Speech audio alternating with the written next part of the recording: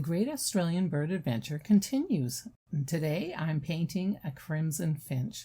In today's video, I'll be transferring the drawing, enjoying that I painted through October, sharing new brushes, mixing paints for the background, painting the first pass and for the bird and second pass of this beautiful little Crimson Finch, and telling you where I saw it and sharing some stories. Hi, my name is Shauna, and I paint birds, and I'm so glad that you joined me today. As soon as I finish the drawing, I turn it on the window. You can see the cars going behind, and I use a 2B pencil and I just outline the whole bird on all of the lines, but not every place else. That way, when I am putting my hand on there, I'm not going to have a whole bunch of graphite showing up in places I don't want it, but it's going to be exactly where I need it. I use a blue pen, which is a different color than the black pen, and I quickly just sketch it out. I prefer to do my drawings on a separate piece of paper and move it over into the sketchbook. That way I know that the drawing fits perfectly on the page. I pick up both sides of the paper to see that I've covered all the lines. And it's time to show you my supplies. My grandchild gave me these really fun glasses. I prefer these ceramic plates to use for each individual item, and I discovered bowl covers from the dollar store and a variety of paintbrushes. So the paintbrushes that I used through this are the Silver Black Velvet, Lowell Cornell Ultra Round, which has been discontinued, so you can't get it anymore. Jack Richardson Rounds and Flats, their travel kit, where I love those brushes. And a new kind of brushes that I am so excited to share with you. I've been looking for a replacement for my Lowell Cornell Ultra Rounds, and I have found it. Princeton Velvet Touch. I go to the art store and I pick different brushes because I'm always looking to test them out. These ones have really made the grade. Those are the different brushes that I use throughout this painting. The paint that we're going to be using is titanium white, ivory black, cadmium red, naphthol red, yellow ochre, cad yellow light, cad yellow medium, and raw umber. And all of these colors will just help this painting to sing. These glasses are way too cool. I always have 2 glasses with water in it. It makes it easier to keep the brushes clean. I'm mixing the background colors here, and I've got the string of neutral grays along one side from dark to light. And the colors that I'm using in here are cerulean blue, yellow ochre, raw umber, titanium white, 2 piles because of contamination issue, cad yellow light, which is off the screen, and ivory black. I use ivory black and cad yellow light to make my beautiful greens. And then I add some of the neutral grays in. You can see here how pretty those greens are. I can add in some of the blue to change it to make it more a blue-green, and the neutral grays to take that chroma down a little bit more.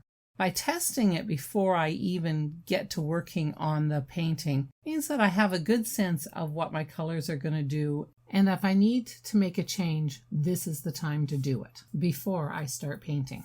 The background has this dark green areas. You can see I'm adding in some of the cerulean blue, the cad yellow light, a little bit of the black, adding a little white to make a lighter value. Now we're on to the out of focus metal gridding that is in behind the bird. I'm using yellow ochre, a little bit of raw umber, and the neutral grays to bring the chroma down. I always do this because then I can write down the colors that I used, and if I ever come back and think, oh, what are those colors? I have a really good record of the colors that I mixed together that I can use as future reference. The metal has a lot of subtle darker areas, and that's the colors I'm mixing with the raw umber and the yellow ochre. The blues that I'm mixing right now are for the metal fencing that is in focus that the bird is perched on. The metal is reflecting the blue of the sky above it, and so there's all these sort of interesting various colors of blue. So here we begin the first pass. So I start with the Princeton Velvet Touch Brush. And you'll notice that I'm going to change over to a brush that actually will make more sense. And here it is. And that is the silver black velvet brush, which holds a lot more paint and water. And I'm not fighting with it as much. It can cover the area much quicker and in a more seamless way. Where with the Velvet Touch, it doesn't hold as much water. We're just going to move along here because we can do that. Now I'm moving on to the back area, the fencing that's out of focus to work on. I tried a number of different ways to create that soft look of the out of focus, and I will share that with you. And I'm not sure if any of them were successful for making it out of focus. Here we have our two different reds, the Cad Red, Naphthol Red, and the Raw Umber, as well as neutral grays and titanium white.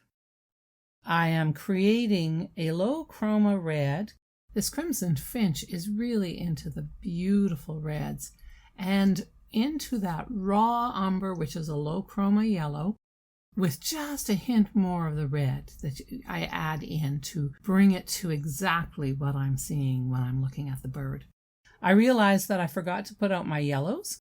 I use a combination of yellow and white to bring the value up of red and keep the red from going that pink color. And a Crimson Finch wouldn't look so good as a pink finch. Oh, I'm sure it looked fine, but it's not what my goal is. So I just put dots here of the colors I actually chose to use because I didn't use the cadmium yellow light. And now I have all that information and I am ready to start painting on the bird. As I begin to paint the bird, I'm looking back and forth at the image and I'm really just laying out where the colors are shifting and changing. And you can see that the red is moving into more of a yellow red as I move closer to the face. This is actually a very methodical and careful process as I do the first pass. We're going to move along here fairly quickly, and there we are, working on the beak.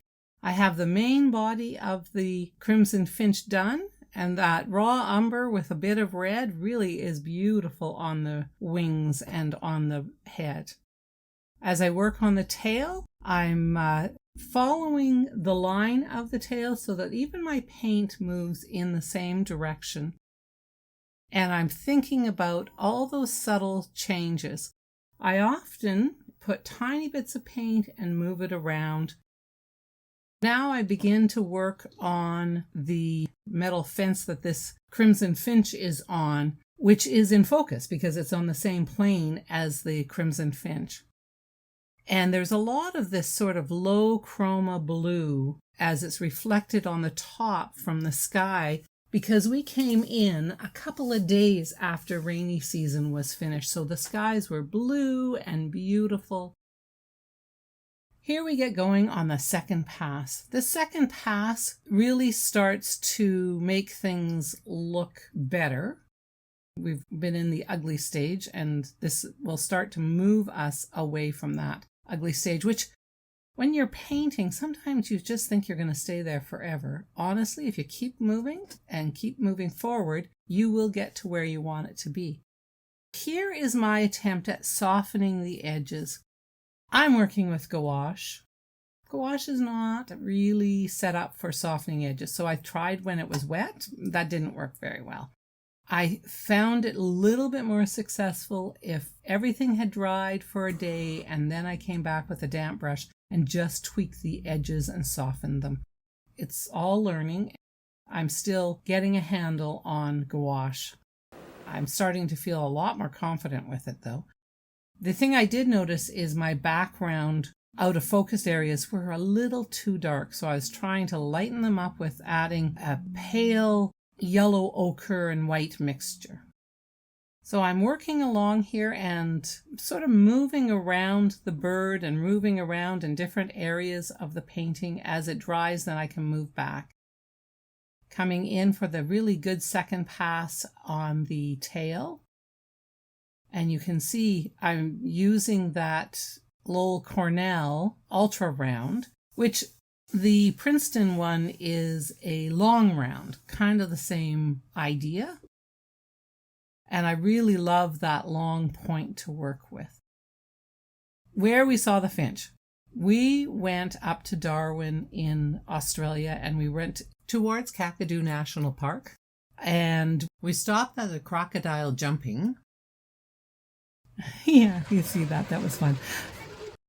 Along the river, they have these businesses for watching crocodiles jump.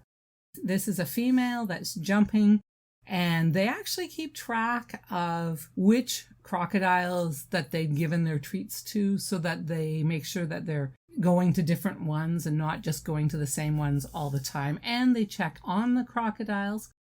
We couldn't go and do any walks any place because rainy season ended on Saturday and we arrived on Monday. The water hadn't receded enough so that they could go out, and they checked to see where those crocodiles are because they like to munch on people and things. It was an interesting time to go up to Kakadu. The other wild thing that came to visit was black kites. They are raptors. And they throw them food, and they're the only raptor that takes the food and then puts it right into their mouth, and they can eat on the fly. Most birds have to stop and, find a perch and then continue to eat. So it was fun to have these coming around as we were on the boat watching them. It was very fun. When we got back to the dock, this is where I got the pictures of the Crimson Finch. I'm working here on building up the wing area and adding some more brighter red on it because I realized it needed just a little bit of tweaking that way. And what I do like about gouache is that you can build up over one layer to the next. I can now add small amounts of paint, clean my brush, then move it around. If you do that quickly, whether that's watercolor, acrylic, or gouache, it really does help with making all those little random changes. And so I'm taking pictures, and this fellow says to me, they're here because we took their nest away. Now, I wasn't fast enough to say, nest? Where is their nest? So I could actually see it. Here I am working with a bigger brush, trying to soften those edges and seeing if that was going to be successful. I don't think it's successful with gouache. I just think it is what it is. It's all part of the learning. As I build up the metal is really interesting to paint because it displays a lot of different values and shapes with how the light impacts the different planes on the metal. Now I'm onto the eye. Put it on, let it dry, work on another area so that I can continue on and keep moving. Remember, when I'm making that light red, I'm actually adding cadmium yellow medium into white so that I can lighten that red and keep it within the red family. Little bits of paint, move them around. Little bits of paint, move it around. I spent a lot of time with little bits of paint moving it around so that I can build all those subtle value shifts that I can see. And as you start to paint more and more, you see more and more of those subtle shifts. It amazes me when I look back at some of my work that I totally missed a lot of information when I was first starting to paint. So adding some more of the darker pure red to really bring that crimson color out. And working around the eye. And as I work around the head, you can see the shifting starting to happen, where it's lighter and it's getting darker and there's shifts happening. Back into the eye. The eye was mostly in shade, except for one little area, so I found it really dramatic. As I work on the beak, I'm paying attention to all the little pieces of information on my image. Now, I work from an image on an iPad. I don't print these ones out because then I can zoom in and I can zoom out, and it helps me to see better. Because the plane of the beak is facing the light, it's quite washed out and looks quite white. And now we're working around the eye and put that pupil in, and look at that. All of a sudden the eye is come to life with all those little shifts around that sort of bring that attention to the eye. You can see I'm working with various brushes, and the really fine brushes are the 10/0s. I really like liner brushes, and the Princeton Velvet Touch liner brushes are really lovely. I've actually ordered a whole bunch more because I will be using them up happily. I'm coming along here and I just paint over the feet. I will come back and paint them on top because I can do that with gouache. I wouldn't do that with watercolor, but with gouache and with acrylic you can do that. The front of the medal was facing out so that the light it was capturing was different than the blue sky that is on the top. And then softening all those and building up and adding little details in. All kinds of interesting details in metal. Now this is not super shiny metal. I have no idea what the fence is. It was just along the walkway and the bird was there being impatient about babies being away from it. And I continue just adding tiny bits and tiny bits, building and building, moving towards getting this finished. The 10-0 script liner is really lovely for making fine lines and for controlling the paint going on. I'm tidying up the edges now with just using the background color. Can you see on the metal there's a bit of reflection of the red? So you can see that I've put that on. It's the light coming off of the Crimson Finch and being reflected onto the metal. Now we're coming to do those teeny tiny feet. That little brush is so much easier to work with. And it holds just enough paint so that you're not fighting with it all the time. Building a little light areas and a little shadow. When I got to Australia, I had a book that I had ordered quite a while ago that was there, and it's The Anatomy of a Bird.